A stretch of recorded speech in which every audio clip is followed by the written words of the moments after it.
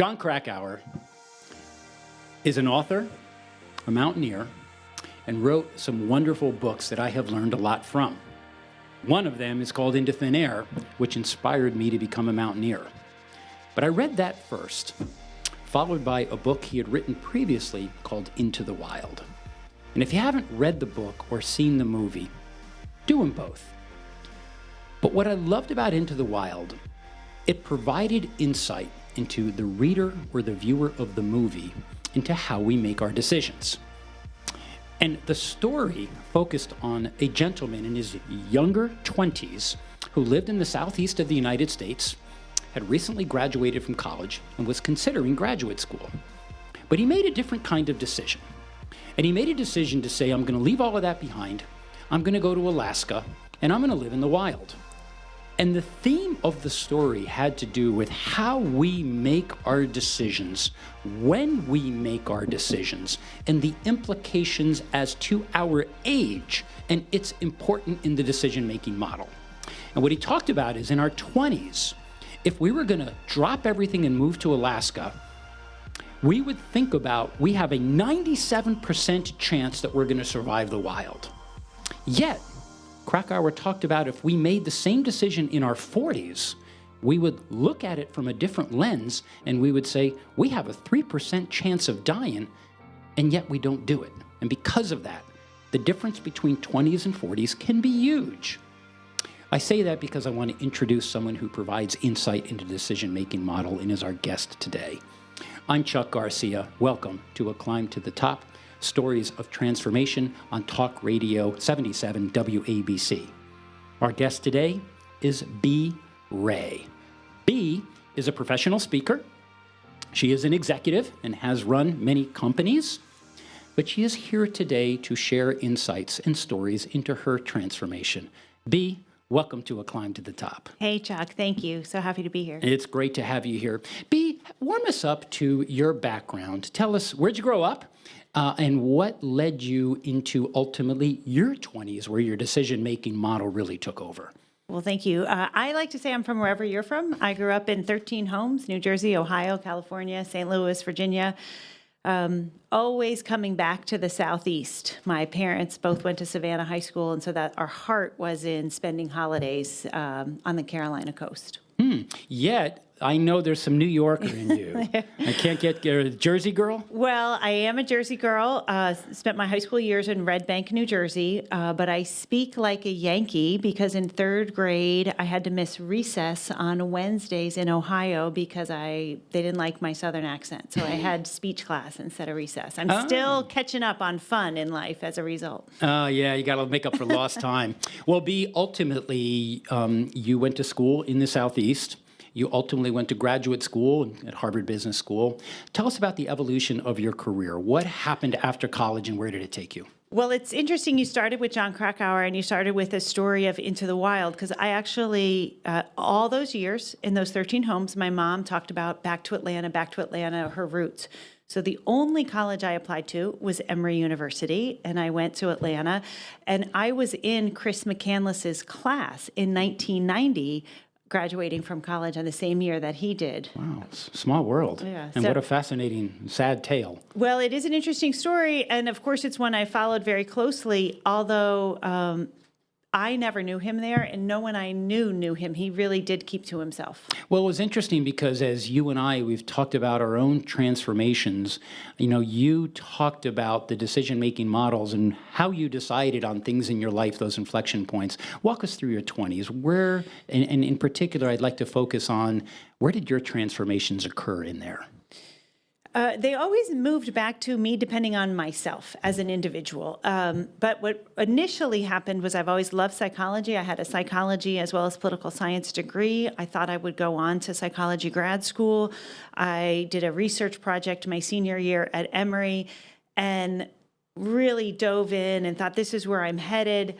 And what happened was I hated it. I disliked how inconclusive it was. I thought no one will enjoy this thesis, but I had to go defend it. I went in front of the 3 senior professors and I talked about my research over the last 6 months and was perfectly certain I would walk away with a failed grade.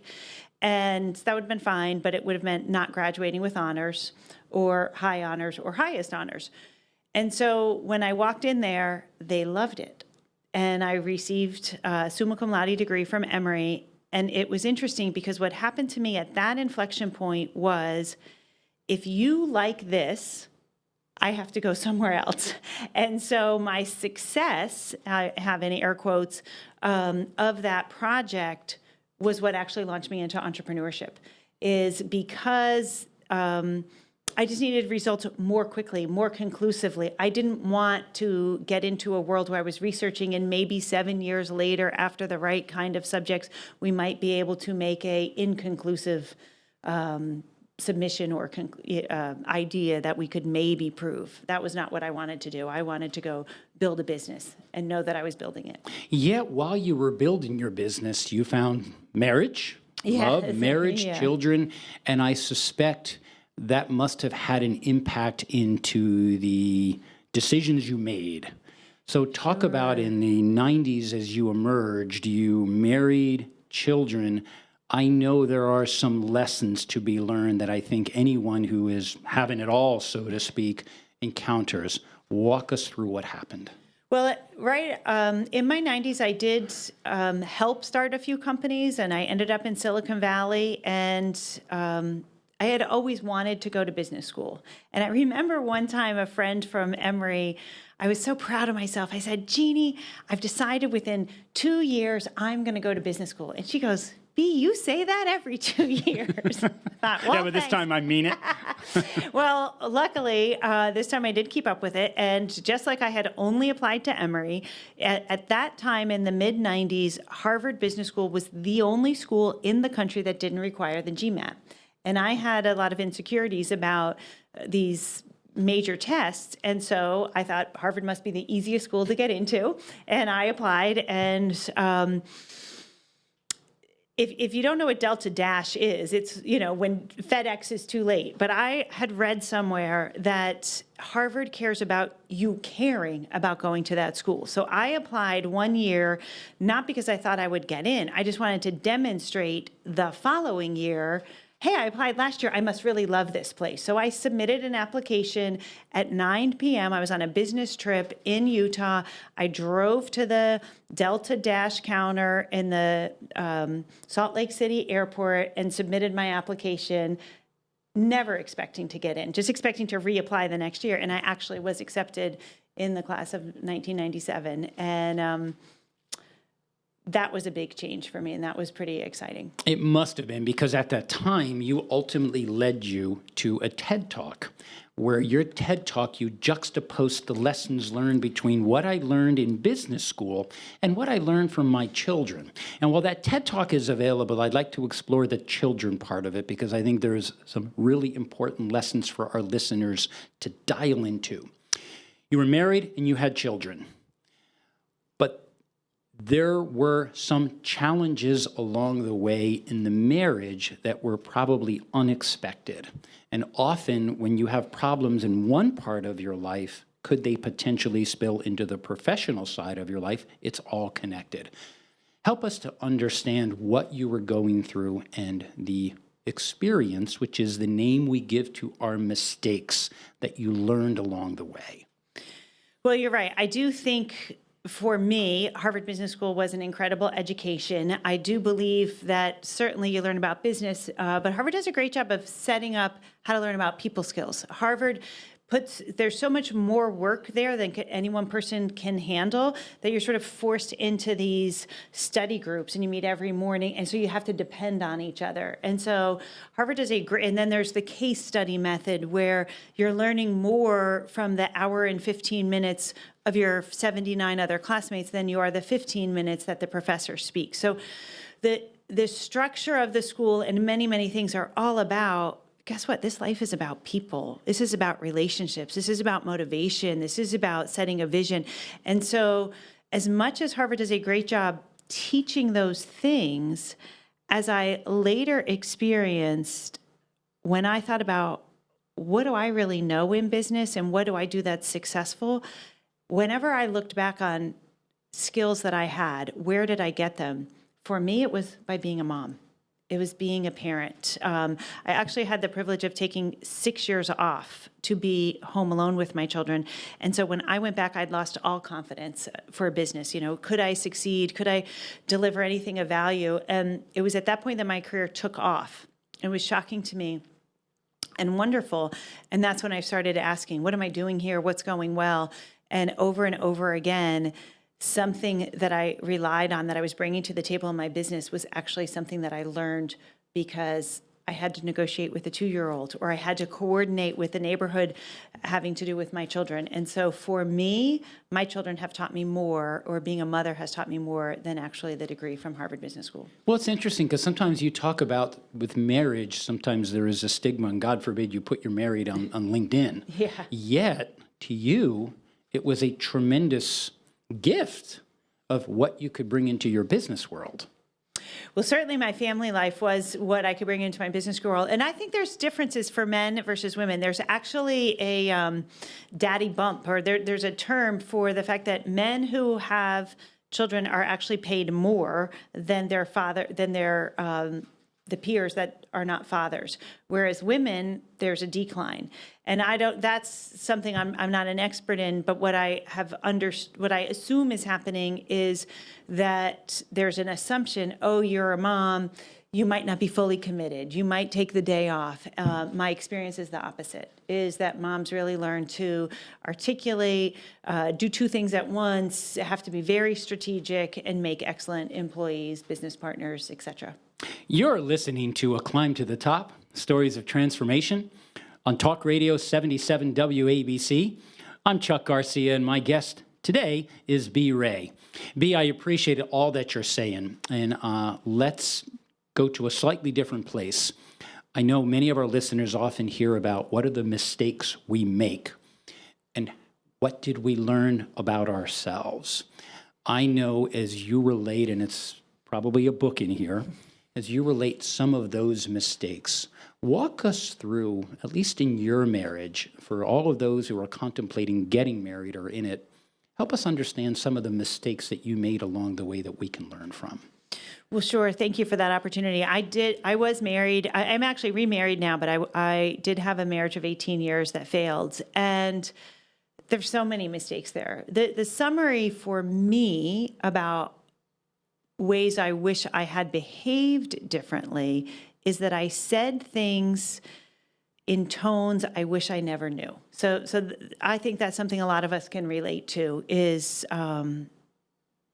just being careful about building relationships up and not tearing them down. So that is something that I felt was in my relationship. As far as my personal growth, there was really a lot of challenges in our marriage. We had a blessed 27 days a month for most of 15 years, but 3 days were atrocious and scary, and there was mental illness and financial devastation, and I really walked away finally after years of thinking he would hit rock bottom. I had hit rock bottom. That looked like lumps in my breast. That looked like a child that was talking about suicide, another one that had an eating disorder, and one that was running away from school. So we were in a crisis, and one huge mistake was letting that happen. I kept waiting. Everyone said, oh, he'll hit rock bottom, then you'll be able to work things out. And that's not at all what happened in my situation. And did you turn for help? I did. That's another mistake. I assumed, it's interesting. A book that have also been working on is called Scripture Backwards. And it comes from a preface of a story that most of us know about the Good Samaritan. And the Good Samaritan, a man is walking along, and he's beaten up on the side of the road. And the story is largely to encourage all of us to be a good Samaritan. I think of that story backwards now, because when I read that story, it gave me hope that where we expect help to come from, in that case it was the Levite or it was the priest, sometimes that's not where help comes from. And help will come as long as you wait and you're faithful. And so that story to me paralleled what was happening in my own life. I thought my church would help me. I thought our family, really his family, would help me. So to me, I parallel that with the Levite and the priest. And in that time frame, what I learned is, I'm the person in the ditch, and I need to have hope that help will come. And indeed, later, all sorts of unsuspecting friends, business partners were able to pull us out and let me start my life again and get through some of that $700,000 worth of debt and relaunch my career. But one of the mistakes I made was pouring into and expecting help from places that did not turn out to be Wow, that helpful. was interesting. So the places you expected would help didn't, and places you didn't expect came through. Did it test your faith throughout the process? I'm sure my faith was tested. On the other hand, faith is the most real thing I have, and it's one thing I never let go of, and my faith grew more in that process than it deteriorated, but my faith was more in God, not in the church. Right, that's interesting. But faith in God, and how about faith in yourself? Because there were, I'll never get into Harvard, and you did. Entrepreneur, I might fail, and God knows we do along the way. And how were you feeling throughout all of this? Well, I've been very blessed, and well, one of the things I actually didn't tell you is when I got accepted to Harvard, I declined. You didn't mention that. Who declines Harvard? So I received a note. I was running a sales division for our company on the West Coast at the time. I was the West Coast sales manager, and the chairman of the board, a guy named John, came to me and he said, "Bea, you've been accepted to the most exclusive club, to a very exclusive club." I said, "What's that?" He said, "Harvard Business School." And then he said, "I want to invite you to be part of a more exclusive club." And I said, "John, what are you talking about?" And he said, "Those who decline Harvard Business School." And I said, "You're crazy. That'll never happen." And 2 weeks later, after meeting with the rest of the board, I moved from the junior sales manager of the West Coast to being CEO of the company. And I declined Harvard 2 years late, and I flew out and talked to them, but I did not get deferred. It had to be a decline. And so 2 years later, I had to reapply, all new essays, and now I had to actually take that GMAT test, which was the thing I had most feared and was the reason I had chosen Harvard. So I went back to that story, one, because yes, there are things in my life I didn't expect that I could do, and yet I was able to do them. And two, because time and time again, I've had an opportunity to exercise some muscle and, crawl my way through opportunities, and it always tends to put me in a place that was beyond what I could have imagined.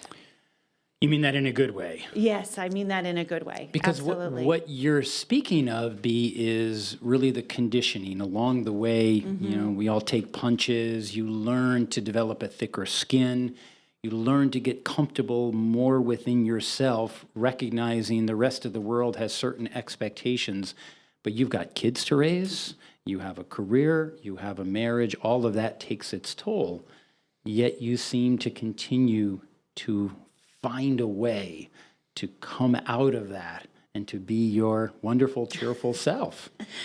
Well, thank you. One of the things people have said to me a long time is, I don't understand how you do all that you do and how you do it with a smile. And my only answer is I could never do it with a frown. Right. Gratitude and cheer give us the energy to face the day. And it's like saying, drive your car without the gas. Yeah. I could never do that. But you're right. I mean, I truly believe, my heart is broken that my marriage failed, that my children's father is not my husband. On the other hand, I received a great gift. I was able to love someone that didn't love me back. And I truly believe that exercise, the muscle that I gained from that, the way I had to force myself into gratitude. I had to force myself into pulling the britches up and getting ready for the day and putting a cheerful smile on in a way that daily grind for the 10 years that I went back to that marriage has taught me how to live the rest of my life. And every single day, something happens with a business partner, with a child, with a co-parent on the basketball team that the old me would have gotten flustered with. The old me would have turned a tiny problem into a bigger problem. And now I have a little bit of that muscle is stronger, and I'm able to smile and make the most of situations. And had I not had that experience, I would not be the person I am today. You're bringing in, it sounds like the evolution of the crack hour story. You know, your 20s, your 30s, your 40s, the decisions we make at 20, when you reflect at 40 and you look back, how could I have made that decision? Yeah. So you learned along the way, did you not? With each passing year, you just got better at this decision making. I hope so. Yeah, I'd like to think so. In the time remaining, we want to be sure that we leave our listeners and our reviewers with certain takeaways. And it seems to me, I really reflect very much on your Harvard experience. I want to do this in two different phases. The first phase, getting back a bit to our original story, is what Harvard taught you when you talk about in your TED Talk. And I want to keep it in the rule of three.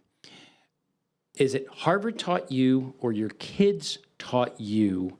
Where does the juxtaposition appear between each of them?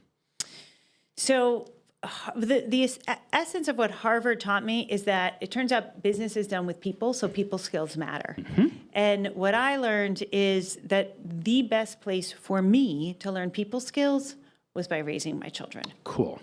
And so over and over again, if you can get the people right, whether it's your team, whether it's your clients, whether it's your business partners, your business will go great. And my children have taught me more about people skills than any other place, than my work experience, than my Harvard experience, than anything.